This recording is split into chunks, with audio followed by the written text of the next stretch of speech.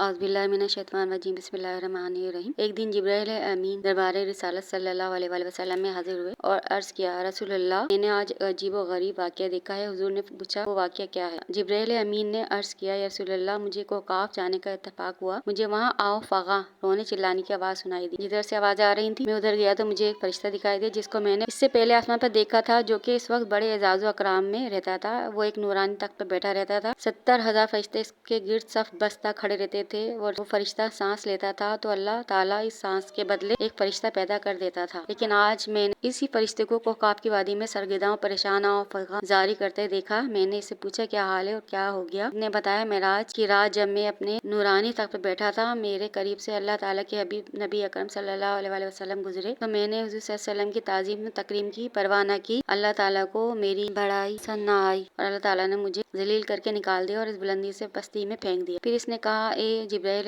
अमीन, अल्लाह के दरबार में मेरी सिफारिश करो कि अल्लाह ताला मेरी इस गलती को माफ फरमाए और मुझे बहाल कर दे। या रसूलल्लाह, मैंने अल्लाह ताला के दरबार में हाजिर होकर आजिज़ी के साथ माफी की दरख्वास्त की। दरबार इलाही से इरशाद हुआ, ए जिब्राइल, इस फरिश्ते को बता दो, अगर वो माफी चाहता है तो मेरे नबी सल्लल्लाहु अलैहि वसल्लम पर दूध पढ़े।